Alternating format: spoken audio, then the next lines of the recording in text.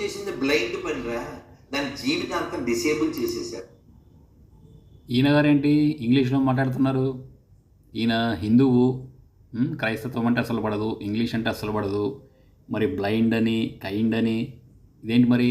అంటే అవసరం ఉంటే అన్నీ వాడేస్తాం అంతే కదా. ఎయిర్పోర్ట్ గారు అదే ఇంకా అది అందులో ఉంటుంటే ఏది మా గురువుగారు 25 ఏళ్ల క్రితం ఇంగ్లీష్లో చెప్తుంటే నేను తెలుగులో ట్రాన్స్లేట్ చేశాను. మళ్ళీ ఇంగ్లీష్, ఆయన ఇంగ్లీష్లో చెప్తుంటే ఇలా గురువు గారు ఈయన తెలుగులో ట్రాన్స్లేట్ చేశాడు. మళ్ళీ ఇంగ్లీష్ దగ్గరికి వెళ్ళిపోయారు. మరి మరి ఇంగ్లీష్ ఎందుకు మనకి? పాశ్చాత్య దేశము, ఇంత గొప్ప సాంప్రదాయం, గొప్ప భాష. సంస్కృతం రాదా మీకు? సంస్కృతం మాట్లాడుకోవచ్చుగా, సంస్కృతంలో రాసుకోవచ్చుగా. అయ్యో పాపం. నెక్స్ట్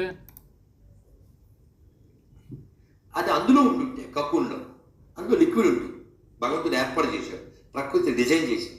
అది ఇలా కొట్టుకుని కొట్టుకుని కొట్టుకుని ఆ లిక్విడ్ దాని రెక్కలకు పట్టుకుని దాని నర్వ్ సిస్టమ్ అంతా బలం అయ్యి ఆ బలంతో అది తెంపుకుని బయటకు వచ్చి జీవిస్తుంది.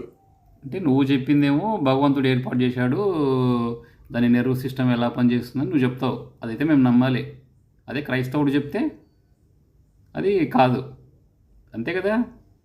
అది సర్వే జన సుఖిన భవంతు అంటే అదే. అందులో నేను ఉండాలి, ఇందులో నువ్వు ఉండాలి, కరెక్టే. నెక్స్ట్ నువ్వు ముందే కట్ చేసేసి సిజేరియన్ ఆపరేషన్ చేసేసావు, దాన్ని బతుకు బస్టాండ్ చేసేసావు. కాబట్టి in the name of kind your behave blind. మళ్ళీ ఇంగ్లీషు. వీడు ఇంగ్లీష్లోనే పుట్టుంటాడు వీడు. నాకు డౌటు వీడు ఇంగ్లీష్ వాడికే పుట్టాడేమో అని డౌటు. కాబట్టి ఎవరికి హామ్ చేస్తున్నావు? నీకే.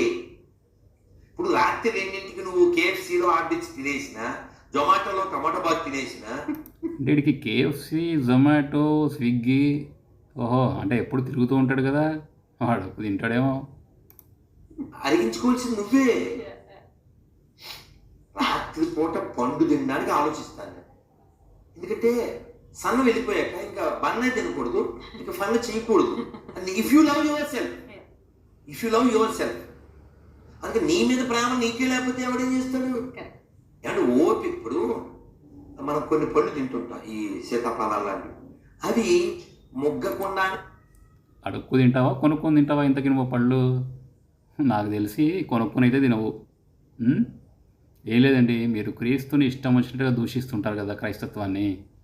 మేము కూడా కొంచెం తట్టుకోలేక అప్పుడప్పుడు మమ్మల్ని ఏమనుకోకండి, కొంచెం ఫన్ చేశాను అంతే.